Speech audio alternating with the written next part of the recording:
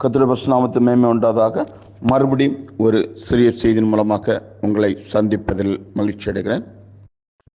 103ஆம் சங்கீதம் முதல் 5 வசனங்களை நீங்கள் வாசித்துவிட்டு இந்த செய்திக்குள்ளாக கடந்து வாருங்கள்.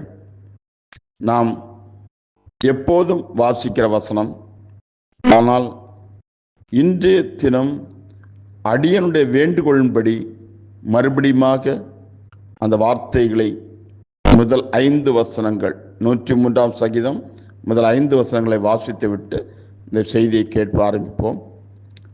நாம் பெற்றிருக்கிற அபிஷேகம் நமக்கு இந்த செய்தியிலே மறைந்திருக்கிற அந்த காரியங்களை நமக்கு எடுத்து போதிக்கணும். ஆமென். பிரியமானவர்களே, தேவன் இஸ்ரவேல் ஜனங்களை எகிப்தின் அடிமைத்தனத்திலிருந்து மோசே ஆரோன் மூலமாக மீட்டு கொண்டு வருகிறார். அங்கே அவர்கள் அந்த இரவிலே அவர்கள் அங்கிருந்து பயணப்படுகிறார்கள். எகிப்து தேசமெங்கெல்லாம் மரண ஓலம். அவர்கள் அங்கிருந்து பயணப்பட்டு அந்த பிசைந்த மெல்லிதான மாவோடு அங்கே கடந்து வருகிறார்கள். எவ்விதமாக இருந்தாலும் சரி, செங்கடலை தாண்டி அவர்கள் அங்கே மொத்தம் எத்தனை நாட்கள் பயணித்திருப்பார்கள் என்று நான் கூற வரவில்லை. அந்த நேரம் வரும்போது அவர்களுக்கு அங்கே ஆகார குறைவு உண்டாகிறது. அவர்களுக்கு ஆகாரம் தேவைப்படுகிறது. அங்கே இஸ்ரவேல் ஜனத்தார் முறுமுறுக்கிறார்கள். தேவன் மோசேயின் மூலமாக அங்கே ஆகாரத்தை அவர்களுக்கு பகிர்ந்தளிக்கிறார். மோசேயிடம் அந்த வார்த்தையை கூறுகிறார். அப்புறம் அந்த வார்த்தையின்படி அங்கே ஆகாரம் தேவனால் அவர்களுக்கு பகிர்ந்தளிக்கப்படுகிறது. இது நாம் சங்கீத புத்தகங்களை வாசிக்கும் போது, தூதர்களின் அப்பத்தை மனுஷன் சாப்பிட்டான். நாம் சங்கீதத்திலே தெளிவாக வாசிக்கிறோம், தூதர்களின் அப்பத்தை மனுஷன் சாப்பிட்டான். இந்த செய்தி ஒரு வேறு விதமான செய்தி இதில் இருக்கிறது. ஆனால் நாம் இன்றைய செய்திக்காக நாம் நேரடியாக கடந்து செல்வோம். இதன் ஆழங்களை நாம் கர்த்தர் சித்தமானால் வர்ணாக்களே பகிர்ந்து கொள்வோம். அடுத்தபடியாக அவர்கள் பயணப்பட்டு வருகிறார்கள். நன்றாக புரிந்து கொள்ள வேண்டும். இப்போ இவர்கள் அங்கே தேவன் அவர்களுக்கு ஆகாரத்தை அருளுகிறார். சரிங்க, அந்த பயண பாதையில பாருங்க, அங்கே எல்லோரும் தேவன் அருளுகிற ஆகாரத்தை புசிக்கிறார்கள். பாளையத்திலே மன்னா பொழிந்தருளப்படுகிறது. ஜனங்கள் அனைவரும் அதிகாலை வேளையிலே அதை பொறுக்கி எடுத்து அதை ஆயத்தப்படுத்தி அதை அவர்கள் சாப்பிடுகிறார்கள். இது ஒரு விதமான அங்கே ஆகாரம். ஒரே ஆகாரம் இவர்கள் சாப்பிடுகிறார்கள். இதே ஆகாரம் முதலாம் கூடாரத்திலே 7 நாட்கள் தேவ சமூக அப்பங்களாக வைக்கப்படுகிறது. அந்த 7 நாட்கள் முடிந்த பின்பு ஆசாரியர்கள் மாத்திரம் அதை புசிக்கிறார்கள். முதலாவது மன்னா பொதுவாக அனைவரும் புசித்தார்கள். அதை ஆயத்தப்படுத்தி தேவ சமூக அப்பங்களாக வைக்கப்பட்ட அந்த முதலாம் கூடாரத்தில் குத்து விளக்கு வெளிச்சத்தில் வைக்கப்பட்ட அந்த ஆகாரத்தை ஆசாரியர்கள் மாத்திரம் புசிக்கிறார்கள். பாளையத்திலே பொருந்திடப்பட்ட இடம் அது சூரியன் உதிக்கும் இடத்துல உள்ளது. இப்ப குத்துவிளக்கு உள்ள தேவ சமூகத்தை ஆசாரியர்கள் மாத்திரம் புசிக்கிறார்கள். அடுத்தபடியாக மறைவான மன்னா ஜெயம் கொள்ளுகிறவனுக்கு, அது வருஷந்தோறும் அந்த வருஷத்து பிரதான ஆசாரியன் அதை அங்கே புசிக்கத்தக்கதான அந்த உரிமையை, அந்த ஆசீர்வாதத்தை பெற்றுகிறான். தேவன் அருள ஆசீர்வாதம் எல்லாத்தையும் எல்லாரும் பெறுறாங்க. எனக்கு அன்பானவர்களே, இன்றைக்கு அப்படித்தான் நீங்கள் நானும் தேவன் அருளும் ஆகாரத்தை புசித்து கொண்டிருக்கிறோம். தேவன் நம்மை அனுதினமும் போஷித்து கொண்டே இருக்கிறார். இதில் எந்தவித மாற்று கருத்தும் இல்லை. காக்கை குஞ்சுகளை போஷிக்கிற தேவன் விசேஷித்தவர்களாகிய நம்மை போஷியாமல் இருப்பார்களா? இருப்பார். எனக்கு அன்பானவர்களே, நான் அனுபவத்தில் நிறைய கண்டிருக்கிறேன். நான் மாத்திரமல்ல, எல்லோரும் அதை நாம் கண்டு தேவ அன்பை ருசித்திருக்கிறோம். இதிலே ஒரு விஷயத்தை நீங்க கவனிக்கணும். அப்போஸ்தலனாகிய பவுல் புதிய ஏற்பாட்டில் போகும்போது எல்லோரும் ஒரே ஞான போஜனத்தை சாப்பிட்டார்கள். அவர்களை கூட சென்ற ஞான கண்மை தண்ணீரை சாப்பிட்டார்கள், அதை சாப்பிட்டார்கள், இதை சாப்பிட்டார்கள். அப்படி இருந்தும் அவர்கள் மரித்து விட்டார்கள். அப்படி இருந்தும் அவர்கள் மரித்து விட்டார்கள். ஆகாரம் அவர்கள் புசிக்கும் ஆகாரம். அது மாத்திரமல்ல, இப்பொழுது நாம் புசிக்கிறோம், புசித்துக் கொண்டிருக்கிறோம் என்று சொல்லுகிற ஆகாரம் நம்முடைய சரீரத்தில், நம்முடைய மாம்ச சரீரத்தில் குறிப்பிட்ட ஒரு கால அளவு தான் ஜீவனை கொடுக்கக்கூடியதாக இருக்கிறது. அது மறுபடியும் நாம் சோர்வடைகிறோம், மறுபடியும் நாம் அந்த ஆகாரத்தை புசிக்கிறோம். அப்படியானால் அந்த ஆகாரத்திற்கு ஜீவன் உண்டு, அது குறுகிய கால ஜீவனே. அந்த ஆகாரத்திற்கு ஜீவன் உண்டு, அது குறுகிய கால ஜீவனே. அனுதினமும் அவரை போஷித்தார். ஏனென்றால் அந்த ஆகாரம் அன்றைய தினம் மாத்திரம் அவர்களுக்கு அந்த ஒரு ஆரோக்கியமான ஒரு சரீரத்தை கொடுக்கிறது. அதாவது வித்தியாசமாக சொன்னால் நீங்கள் தவறாக எடுத்துக்கொள்ளக்கூடாது, அது ஜீவனை கொடுக்கிறது.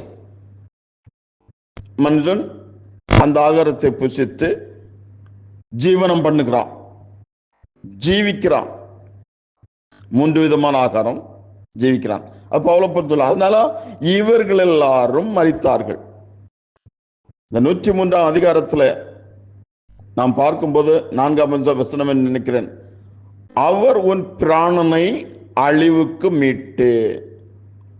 5ஆம் வசனத்துல பார்க்கும்போது கழுகுக்கு சமானமாய் உன் வயது திரும்ப வாழ வயது போல ஆகிறது. மீதியுள்ள பகுதிகளை நீங்கள் அந்த வசனத்தை ஆவியின் அபிஷேகத்தோடு, நீங்கள் பெற்றிருக்கிற ஆவியின் வசனத்தோடு, அந்த முதல் 2 வசனங்களையும் தாண்டி நீங்கள் கவனமாக நீங்கள் வாசியுங்கள். தேவ ஆவியானவர் உங்களுக்கு இதில் மறைந்திருக்கிற காரியங்களை வெளிப்படுத்துவார். இன்னைக்கு நீங்கள் நானும் என்ன நினைக்கிறோம்? தேவன் அனுதினம் நம்மை போஷித்துக் கொண்டிருக்கிறார். உண்மைதான், உண்மைதான். இந்த போஜனம் எந்த அளவுக்கு, எது நாள் வரைக்கும் நமக்கு பலனை கொடுக்கிறது, இதை நாம் எப்பொழுது தியானித்திருக்கிறோமா? புசிக்கிறோம், அருந்துகிறோம், குடிக்கிறோம், நாம் கடமைகளை செய்கிறோம், மறுபடியும் மறுநாள் காலையிலே புசிக்கிறோம், குடிக்கிறோம், அருந்துகிறோம், நம்முடைய கடமைகளை செய்தோம். இது அனுதினமும் நாம் செய்ய வேண்டியதா இருக்கிறது. அப்பொழுதுதான் நாம் ஜீவனை உடையவர்களாக இந்த உலகத்திலே ஜீவிக்க முடியும். ஆனால் இது தேவனருள ஆகாரம். அங்கதான் பவுல் சொல்றாரு, அப்படி இருந்தும் தேவன் அவர்களை அளித்தார். எனக்கு அன்பானவர்களே, நாம் அப்படித்தான், நம்ம இன்னைக்கு அப்படித்தான். நீங்க பாருங்க, தேவன் அருளுற ஆகாரத்தை புசித்து கொண்டிருக்கிறோம் என்று பெருமை பாராட்டி அந்த ஒரு ஸ்தானத்தில் நிற்கிறவர்களுக்காகத்தான் இந்த செய்தியை நான் உங்களுக்கு நினைப்பூட்டுதலாக கொண்டிருக்கிறேன். கவனமாக கேளுங்க முடியும் வரை. இன்னும் சில நிமிடங்களிலே அதை நீங்கள் காணப்போகிறீர்கள். பாருங்கள், ஒரு சமயம் ஒரு மகத்தான தீர்க்கதரிசியாகிய எலியா கேரித்தாற்றங்கரையிலே அங்கே இருக்கும்படியாக கட்டளை பெறுகிறான். அங்கே அவனுக்கு தேவையான உணவுகளை காகங்கள் கொண்டு வந்து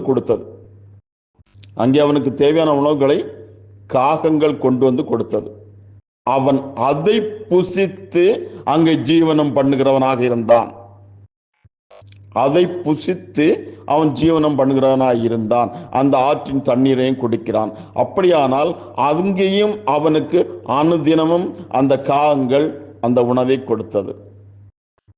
இனி பாருங்க, இப்ப நான் உங்களுக்கு மத்தியில் ஒன்று சொல்லுகிறேன். இன்றைக்கு பாருங்க, நீங்க தவறா புரிந்து கொள்ளவிடக்கூடாது. இது பெரிய செய்தியா பேச முடியாது, குறுஞ்செய்தி. நான் குறுகிய நேரம் சொல்லுறேன், நீங்கள் இதை வைத்து தியானிக்க வேண்டும். இன்றைக்கு அப்படித்தான் காகங்கள் இன்றைக்கு அநேகரை போஷிக்கிறதாக காணப்படுகிறது. இன்றைக்கு காகங்கள் அநேகரை போஷிக்கிறதாக காணப்படுகிறது. இந்த காகத்தை நீங்கள் எடுத்துக்கொள்ளுங்கள். காகத்துடைய தன்மை என்ன? காகத்துடைய தன்மை என்ன? அது சுத்தமானவைகளையும் அது அதில் எடுத்து ஹேண்டில் பண்ணும், அசுத்தமானவைகளையும் அவர் கையாளும், ஹேண்டில் பண்ணும். அப்படின்னா ஒரு செத்துப்போன மாமிசம், அழுகி போன மாமிசத்தையும் அது உண்ணும். அது நல்ல விதமான தானியங்களையும் நல்ல விதமான மாமிசங்களையும் உண்ணும். செத்து அழுகி நாற்றம் எடுக்கிற மாம்சத்தையும் உண்ணும், நல்ல விதமான மாம்சத்தையோ நல்ல விதமான தானியங்கள் அதையும் உண்ணும். அதனுடைய சரீர அமைப்பு அதற்கென்று உருவாக்கப்பட்டது. எங்க போனாலும் சரி, எந்த இடத்திலையும் எந்த ஆகாரத்தையும் புசிக்கும், எல்லா இடங்களும் புசிக்கும். ஆனா ஒரு புறாவை எடுத்துக்கொள்வோம், அது அழுகி நாற்றம் எடுத்த ஆகாரத்திற்கு பக்கமே அதால் செல்ல முடியாது. ஆனால் காகங்களை பொறுத்த மட்டும் அது அழுகி நாற்றம் எடுத்த ஆகாரத்தையும் சாப்பிடும், புதிதான ஆகாரத்தையும் சாப்பிடும். இதை நான் எதிலே பொறுத்துகிறேன் என்று நீங்கள் கவனிங்கள். ஆவியானவர்களுக்கு வெளிப்படுத்தணும். இன்றைக்கு அநேக தேவ மனிதர்கள் அப்படித்தான். இன்றைக்கு வேதத்தில் தெளிவாக வசப்படுத்தப்பட்டுள்ளது. பரிசேயர் சரிசேயர் என்பவர்களை புளித்த மாவை குறித்து எச்சரிக்கையாருங்கள்.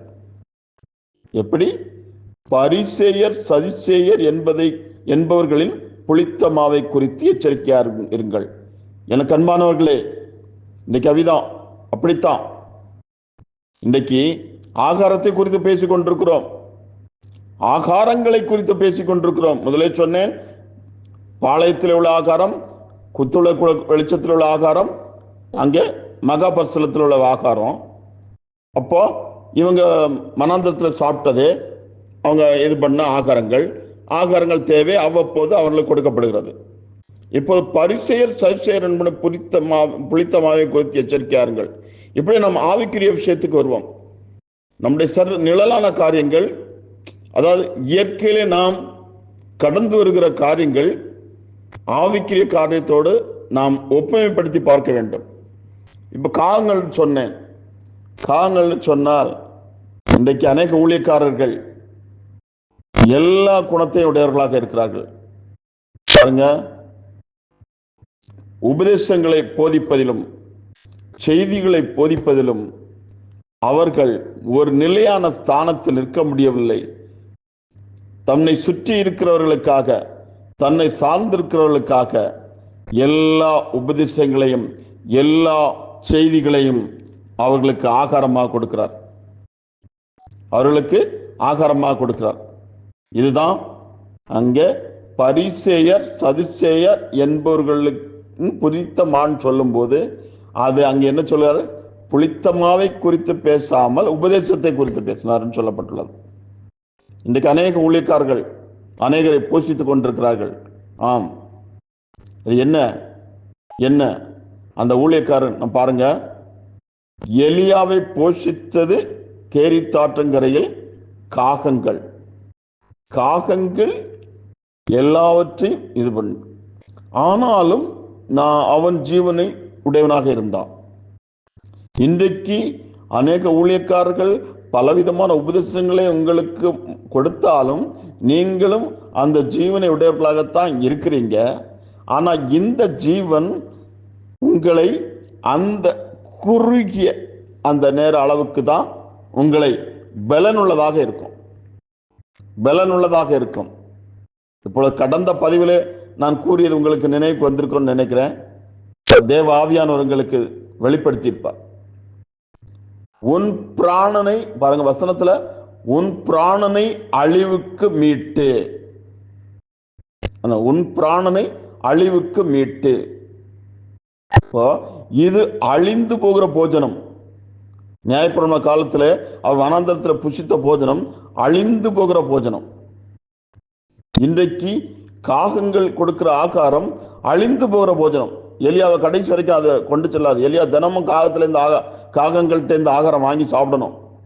எலியா தினமும் காகங்கள்ட்ட இருந்து ஆகாரங்கள் வாங்கி சாப்பிடணும். இன்றைக்கு அநேக ஊழியக்காரர்கள் அது போலதான் ஆகாரங்களை கொடுத்து போஷித்துக் கொண்டிருக்கிறார்கள். உண்மைதான், அனுதினம் வாங்கி சாப்பிட்டு கொண்டே இருக்கணும். ஆனா அது அந்த ஜீவன் எந்த அளவுக்கு நமக்கு ஜீவனத்தை கொடுக்கும், அந்த ஆகாரம் எந்த அளவுக்கு ஜீவனத்தை கொடுக்கும்? நீண்ட ஆயுஷை நிச்சயமா கொடுக்காது. நிச்சயமா மரணம் இருக்குது. இந்த ஆகாரத்தை புசிக்கிறவனுக்கு மரணம் இருக்கு. பாளையத்துல ஆகாரத்தை புசித்தவனும் மரித்து போனான், குத்துவிளக்கு வெளிச்சத்துல ஆகாரத்தை புசித்தவனும் மரித்து போனான். ஆனா மறைவான மன்னாவை புசிக்கிறவனுக்கு ஆகாரம், ஏன்னா அந்த ஆகாரம் கெட்டு போகாத ஆகாரம், அது கெட்டு போகாத ஆகாரம். அப்போ இங்க நீங்க பார்க்கும்போது அந்த ஆவிக்குரியதோட ஒப்புமைப்படுத்தி பார்க்கணும். அப்போ உபதேசங்களை நாம் பேசுகிறோம், சுவிசேஷங்களை பேசுகிறோம், வார்த்தையின் வியாக்கியங்களை பேசுகிறோம். என்ன ஆகாரம்? இங்க காகங்கள் சொல்லப்பட்டுள்ளது. நான் ஊழியக்காரங்களை குறிப்பிடுகிறேன். ஆம், சில காலங்கள் அவர்கள் கொடுக்கும் ஆகாரங்களை புசிக்க வேண்டியது அவசியமாக உள்ளது. அதைத்தான் இங்கே வலியுறுத்த விரும்புகிறேன். ஏன்? மகத்தான தீர்க்கதரிசியாகிய எலியாவும் கூடத்தான் காகங்கள் மூலமாக கொடுக்கப்பட்ட ஆகாரத்தை புசித்தான். தேவன் எலியாவுக்கு புறாக்கள் மூலமாக ஆகாரம் அருளவில்லை.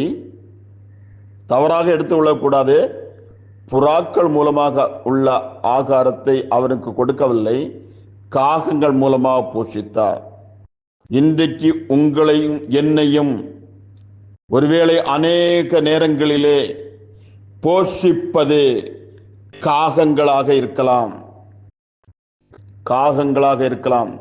நான் முதலே சொன்னேன், காகங்கள் செத்து போன மாம்சங்களையும் சாப்பிடும், புதிதான மாம்சத்தையும் சாப்பிடும்.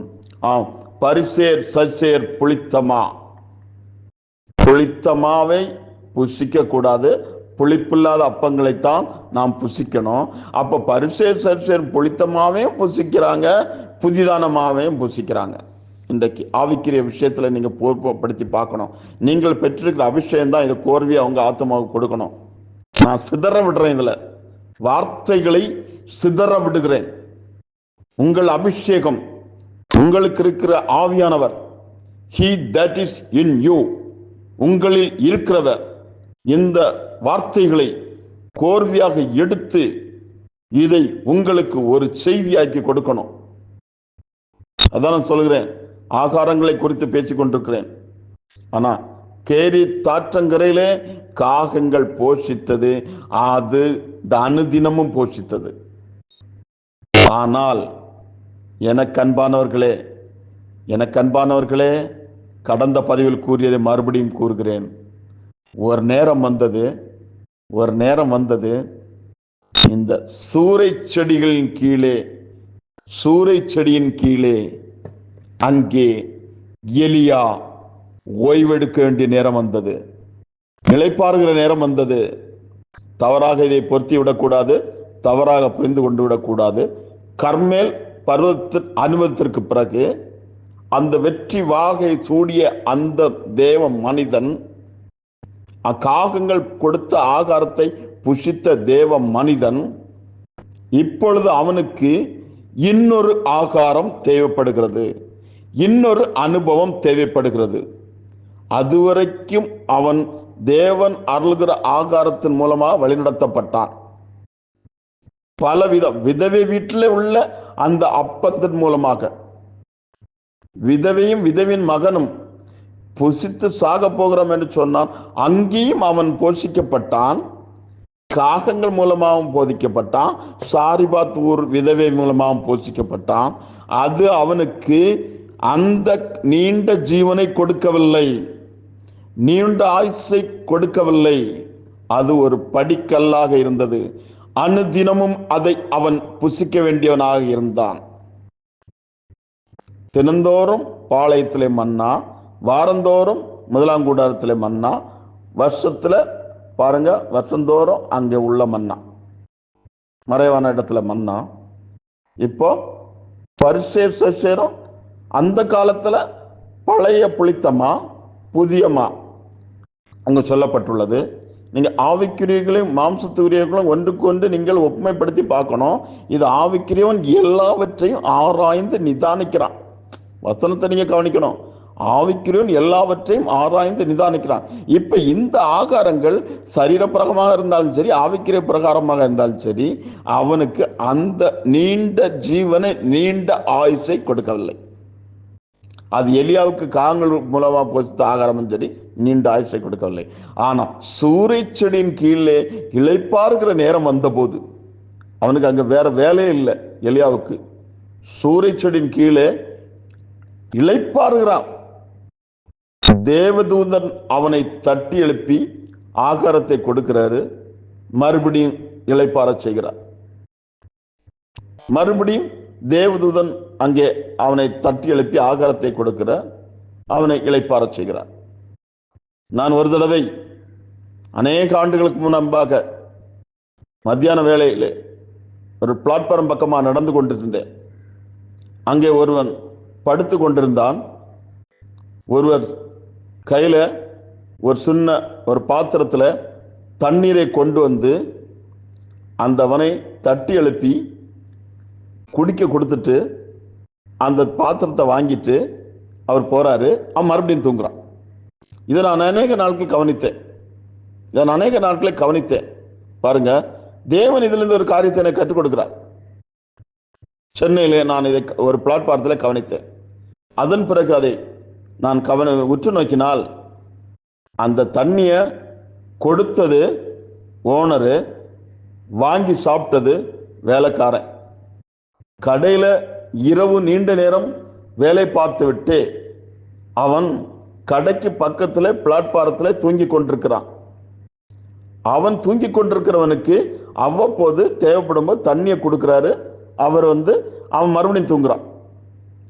நான் இதை அவ்வப்போது என்று சொல்லவில்லை. ஒரு நாள் ஒரு முறை அவர் அந்த தூக்கத்தில் தட்டி எழுப்பி தண்ணி கொடுக்கிறாரு. மறுபடியும் அவன் தண்ணியை வாங்கி குடிச்சிட்டு படுத்துறான். இதை நான் அநேக தடவை தொடர்ந்து நான் கவனித்தேன். அதே போல இங்கே சூறைச்செடியின் கீழே படுத்திருக்கிற எலியாவுக்கு தூதன் மூலமாக அங்க ஆகாரத்தை அருளுகிறார். அதுல என்ன விதமான சத்துக்கள் இருந்து நான் சொல்ல மாட்டேன். நான் நம்முடைய பழக்க பாசையில் இருந்தது நம்ம பார்த்தா அது ஃப்ரூட்ஸ் அண்ட் நட்ஸ், பாதாம், பிஸ்தா, முந்திரி, வால்நட், அது அந்த எனர்ஜிகளை கொடுக்கக்கூடிய ஆகாரமாக இருக்கலாம். நீங்க புரிந்து கொள்ளும்படியாக இந்த வார்த்தையை பயன்படுத்துகிறேன், தவறாக எடுத்துக்கொள்ளாதீர்கள். இப்படி உயர்தர சத்துள்ள, நீங்க நான் பேர் சொல்லாம கூட இருக்கலாம், அந்த ஆகாரங்கள் அதுல இருந்திருக்கலாம். இதுக்கு நம்ம குறிப்பிட்ட அளவு அதிகமான எனர்ஜி கொடுக்கும். ஆனாலும் காகங்கள் மூலமாக புசித்த எலியா, ஆகாரத்தை புசித்த எலியா அனுதினம் புசித்துக் கொண்டே இருந்தான். இங்க சூறைச்செடியின் கீழே வரும்போது அந்த தேவதூதன் 2-3 தடவை தட்டி எழுப்பி அவனுக்கு ஆகாரத்தை கொடுக்கிறார். அதன் பிறகு அவன் 40 நாட்கள் ஆகாரம் புசிக்கவே இல்லை. இப்பொழுது ஞாபகம் கொள்ளுங்கள், சங்கீதம் 103 4 வருவோம். உன் பிராணனை அழிவுக்கு மீட்டு விலக்கி.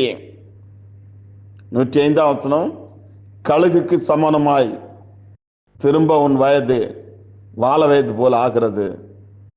என்ன, இங்க தேவதூதன் சூரியச்செடியின் கீழே படுத்து இளைப்பாறிட்டு இருக்கவனுக்கு ஆகாரம் கொடுத்தாரு. அந்த ஆகாரம் நீண்ட ஜீவனை கொடுத்தது அவனுக்கு. அது நித்திய ஜீவனுக்கு அடையாளமாக இருக்கிறது. இங்கு கழுகு அது கொஞ்ச நாள் சென்ற பிறகு அது அந்த கால வரையறை உங்களுக்கு தெரியும். ஏறத்தாழ 30 ஆண்டுகளுக்கு மேலாக கடந்த பிறகு, சரியா நான் காலவரை குறிப்பிடவில்லை, தவறா எடுத்துக்கொள்ள வேண்டாம், உங்களுக்கு தெரியும். அந்த கழுக்கு பலவீனம் அடைகிறது, ஓய்வாக ஒரு உயர்ந்த மலையிலுமே உட்காருகிறது. அவருடைய பலவீனமான நேரம், ஓய்வான நேரம், மறுபடியும் அங்கே புதிய பலனை பெற்றுக் கொள்கிறது. அதே போலத்தான் தேவ தூதன் அருளுகிற, அது ஒரு செய்தி, அது வேறு விதமான செய்தி, அது நான் ஏற்கனவே கொடுத்திருக்கேன், தேவ சித்தமானால் மறுபடியும் சொல்வேன். இங்கே எலியாவுக்கு தேவதன் கொடுக்கிற ஆகாரம் அவனுக்கு புதிய பலனை கொடுக்கிறது. அதுவரைக்கும் இல்லாத பலன். காங்கள் மூலமாக போஷித்திருக்கான், விதவையின் மூலமாக போஷிக்கப்பட்டான், காங்கள் மூலமாக போஷிக்கப்பட்டான். அவைகள் எல்லாம் அவனுக்கு அந்த அளவுக்கு நீண்ட ஜீவனே, நீண்ட ஆயுஷை கொடுக்கல. மறுபடியும் அவனுக்கு பசிக்குது.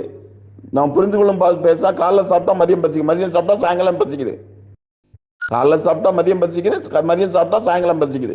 அவ்வப்போது அந்த ஆகாரம் தேவைப்படுது. இது அல்லது ஒரு நாள் ஒரு நேரம் கூட சாப்பிடலாம், இருக்கலாம். நான் தவறாக நான் சொல்லியிருந்தால் மன்னிக்கவும். ஒரு நாள் ஒரு நேரம் கூட புசித்திருக்கலாம். ஆனால் அடுத்த நாள் அவன் மறுபடியும் அந்த ஆகாரத்தை சாப்பிட வேண்டிய கட்டாயத்துக்கு தள்ளப்படுகிறான். ஆனா இங்க சூரிய செடியின் கீழே இளைப்பாறை கொண்டிருக்கும் போது தேவதூதனாக கொடுக்கப்பட்ட ஆகாரத்தை புசித்த போதோ அவன் 40 நாட்கள் புசியாமலும் குடியாமல் நடந்தான். அது 40 நாட்கள் அவனை ஜீவனுள்ளதாக்கியது. ஆம், எனக்கு அன்பானவர்களே, இன்றைக்கு நாம எந்த ஆகாரத்தை புசிக்கிறோம்? சூரிய செடிகளின் கீழாக இருந்து இளைப்பாறை கொண்டிருக்க தேவன் அருளுகிற ஆகாரத்தை புசிக்கிறோமா? மறுபடியும் சொல்கிறேன், சூரிய செடியின் கீழ் இருந்து இளைப்பாறை கொண்டிருந்து தேவன் அருளுகிற ஆகாரத்தை புசிக்கிறோமா? இல்லை காங்கள் மூலமாக அருளுகிற ஆகாரத்தை புசிக்கிறோமா? அல்லது நீங்க அனுதினமும் தேவன் அருளுகிற ஆகாரத்தை புசிக்கிறோமா? எப்படி வேணாலும் எடுத்துக்கலாம், தவறாக எடுத்துக்கொண்டு விடாதீர்கள். வார்த்தைகளை தவறாக எடுத்துக்கொண்டு விடாதீர்கள். பவுல போன்னு சொல்ற, அந்த ஆகாரத்தை புசித்து அந்த தண்ணியை குடிச்சவங்க எல்லாம் செத்து போனாங்கப்பா. அந்த ஆகாரத்தை புசித்து அந்த தண்ணியை குடிச்சவங்க எல்லாம் செத்து போனாங்க. இல்ல, இப்ப உனக்கு சாவாமையை கொடுக்கிறார் தேவன். காரணமா குடித்த ஆகாரத்தை புசித்த தேவன் அங்க எலியாவுக்கு அங்க இன்னும் தேவைப்படுகிறது. ஆனா தேவதூதன் கொடுக்கிற ஆகாரத்தை புசித்த அவனுக்கோ அடுத்த நாள் ஆகாரம் அங்க புசிக்கும்படியான ஒரு தேவை அவனுக்கு ஏற்படவில்லை. 40 நாட்கள் அந்த ஜீவனோடாக இருக்கிறான். இது இருக்கிற அடையாளம் நித்திய ஜீவனுக்கு அடையாளம். எதுக்கு அடையாளமா இருக்குது? ஆவியானவர் உங்களை வெளிப்படுத்தணும். எடுத்துக்கொள்ளப்பட்ட மணவாட்டிக்கு கொடுக்கும் கல்யாண விருந்து. இது கல்யாண விருந்தின் ஆகாரம். ஆகாயத்தில் எடுத்துக்கொள்ளப்பட்ட மணவாட்டிக்கு தேவனே உணவளிக்கிறார். தேவனே உணவளிக்கிறார். சபையின் காலங்களிலே 7 தூதர்கள் மூலமாக ஆவிக்குரிய உணவு பகிர்ந்தளிக்கப்பட்டது. நியாயப்பிரமாண காலங்களிலே தீர்க்கதரிசிகள் மூலமாக ஆவிக்குரிய உணவு பகிர்ந்தளிக்கப்பட்டது. எருமை சொல்கிறார் அல்லவா, கர்த்தருடைய வார்த்தைகள் கிடைத்தவுடனே அவைகளை உட்கொண்டேன். இறைமைதிற்கு சொல்கிற நினைவுற முடிக்கிறதா? கர்த்தருடைய வார்த்தைகள் கிடைத்தவுடனே அவைகளை உட்கொண்டேன். எனக்கு அன்பானவர்களை, இந்த செய்தி அனைவருக்கு குழப்பத்தை உண்டாக்கலாம். ஆனா நீங்க அபிஷேகம் பெற்றிருக்கும் போது நிச்சயமாக குழப்பமடைய மாட்டீர்கள். அமைதி, நான் ஒரு இணையதளத்தில் கேட்க நடந்தது. அமைதி என்பது என்ன? எதுவுமே நடக்காத போது நீ அமைதியாக இருப்பது ஒரு அமைதி அல்ல. உன்னை சுற்றி எதுவுமே நடக்காமல் அமைதியாக இருக்கும்போது நீ அமைதியாக இருப்பது அமைதி அல்ல. உன்னை சுற்றி கொந்தளிக்கும் போது நீ அமைதியாக இருப்பதே அமைதி. நான் கேட்ட வார்த்தை, அதை உங்கள் முன் வைக்கிறேன். உன்னை சுற்றி கொந்தளித்து கொண்டு இருக்கும்போது, கொந்தளிப்புகள் எழும்பி இருக்கும் போது நீ அமைதியா இருக்கல, அதான் அமைதி. நம்ம வேதத்தில் தெரியும், பைபிள்ல கடல் கொந்தளிக்குது, கப்பல்ல இயேசு கிறிஸ்து அங்க படுத்து தொங்கிட்டு அமைதியா தொங்கிட்டு இருக்காரு. அங்க சீஷர்கள் அவர்கள் ஐயரே மடிந்து போகிறோம்னு கத்துறாங்க. அப்போ இன்றைக்கு அப்படித்தான் நாம எப்படி எந்த விதமான சூழ்நிலை இருக்கிறோம். அப்போ இன்னைக்கு தேவன் நமக்கு ஆகாரத்தை கொடுக்கணும். தேவனே கொடுக்கணும். நம்ம சுற்றி மற்றவங்க எப்படி இருக்காங்க தேவையில்லை. இன்னைக்கு நீ தேவன் தூதன் அருளுகிற ஆகாரத்தை புசிக்கிறாயா, அதான் உன்னை நித்திய ஜீவனுக்கு வழி நடத்தும். தேவனே வருவார்.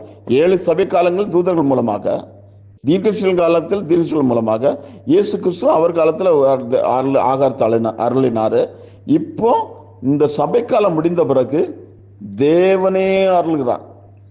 ஜெயங்கொள்ளுகிறவனுக்கு மறைவான மன்னாவை புசிக்க கொடுப்பேன். ஜெயங்கொள்ளுதல் என்றால் என்ன? சபை காலங்கள் முடிந்த பிறகுதான் அவனை அங்க யார் ஜெயங்கொண்டான்னு தெரியும். அது அவங்களுக்கு தான் தெரியும், அடுத்தவங்களுக்கு தெரியாது. அவனுக்கு மறைவான மன்னாவை புசிக்க கொடுப்பேன். அந்த மன்னா தான் உனக்கு அழியாமையை கொடுக்கக்கூடிய மன்னா. அந்த உணவு தான், அதுதான் சூறை செடியின் கீழ் எலியா புசித்த உணவு. மத்திய ஆகாயத்தில் மணவாட்டி புசிக்கும் உணவுக்கு அடையாளமாக இருக்கிறது. எனக்கு அன்பானவர்களே, சூறை செடியின் கீழ் எலியா புசித்த உணவு மத்திய ஆகாயத்தில் அங்கே மணவாட்டி புசிக்கும் உணவுக்கு அடையாளமாக இருக்கிறது. இப்பொழுது வெளிப்படுத்தல் 19 வாருங்கள், அந்த பகுதிக்குள் சென்று வாசியுங்கள். ஆவியின் அபிஷேகத்தை பெற்றுள்ள அல்லவா? நான் அதை எடுத்து உங்களுக்கு திருப்பி வாயில ஊட்டி விட முடியுமா? நீங்க தான் எடுத்து புசிக்கணும். நான் ஊட்டி விட்டா நீங்க என்ன குழந்தைகள்? நீங்க தான் சமைச்சு சாப்பிடணும். நான் ஏற்கனவே பழைய பதிவுகளை சொல்லியிருக்கேன். நாங்க ஓரளவுக்கு வீட்டில் பொருட்களை வாங்கி தான் வைக்க முடியும். பெரிய பிள்ளை ஆயிட்டுனா சமையல் பண்ணி தான் சாப்பிடணும். இன்னும் பெரிய பிள்ளைக்கு நீ காலேஜ் கிளம்பும்போது அம்மா வேற வழியில் சில நேரத்தில் நேரம் இல்லைன்னு வாயில 2 இட்லியை ஊட்டி விடலாம். ட்ரெஸ் பண்ணும்போது ஏதாவது பண்ணிட்டு இருக்கும்போது அது வேற. ஆனா நீ தனி சொந்த கால நிக்க பழகணும். நீயே சமைத்து சாப்பிடணும். இப்ப நான் அதான் சொல்றேன். இன்றைக்கு தேவன் உனக்கு ஆகாரத்தை போஷிக்கிறாராக இருக்க வேண்டும். வேற யாரும் உனக்கு ஆகாரத்தை போஷிக்க கூடாது. முந்தைய ஆகாரங்கள் எல்லாம் ஒரு குறிப்பிட்ட கால அளவு உள்ள பலனை கொடுத்தது. ஆனால் சூறை செடியின் கீழே இருக்கிற ஆகாரம் நீண்ட ஆயுசை, நீண்ட ஜீவனை, அதாவது நித்திய ஜீவனை அருள்கிற ஆகாரமா இருந்தது. அதன் பிற்பாடுள்ள பகுதி ஆவியானவர்கள் வழிநடத்தலின்படி புரிந்து கொள்ளுங்கள். தவறாக பொருத்தி களி கூர்ந்து விடாதீர்கள், தவறாக நினைத்து விடாதீர்கள். அங்கே எடுத்துக்கொள்ளப்பட்ட மணவாட்டிக்கு ஆகாயத்தில் கலன விருந்து. அது என்ன? வெளிப்படுத்தல் 19 அங்கே தெளிவாக இருக்கிறது. ஆக நீங்களும் நானும் இப்பொழுது இந்த ஆகாரத்தை சூறை செடியின் கீழே அவன் புசித்த மாதிரி அல்லது நித்திய ஜீவனை அருளும் ஆகாரத்தை புசிக்கிறோமா, அப்பப்போ ஜீவனை கொடுக்கும் ஆகாரத்தை புசித்து கொண்டிருக்கிறோமா? இதுதான் செய்தியின் சாரம்சம். இவ்வளவு நேரம் கேட்டது நாம் ஏதோ தார்மாரா பேசியிருக்கலாம். நீங்கள் புசித்துக் கொண்டிருக்கிற ஆகாரம், எனக்கு அன்பானவர்களே, நீங்கள் ஒவ்வொருவரும் புசித்துக் கொண்டிருக்கிற ஆகாரம் நித்திய ஜீவனை உங்களுக்கு கொடுக்க போற ஆகாரமா? எலியாவுக்கு சூரிய செடியின் கீழே இளைப்பாறுதன் போது அந்த ஆகாரம் நித்திய ஜீவனை கொடுக்கக்கூடியதாக இருந்தது, அந்த புசித்த ஆகாரம்.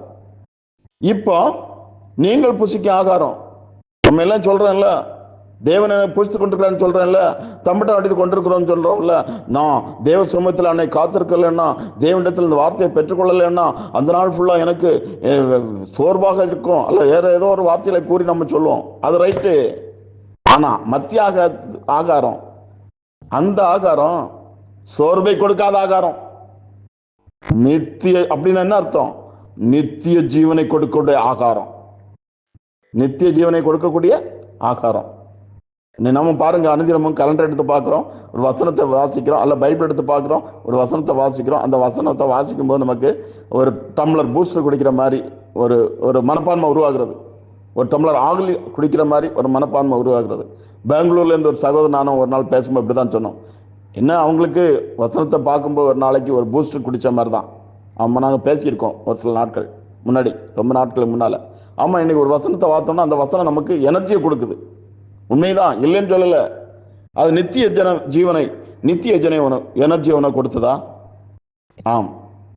அந்த ஆகாரத்தை நீ புசிக்கிறவனாக இருக்க வேண்டும்.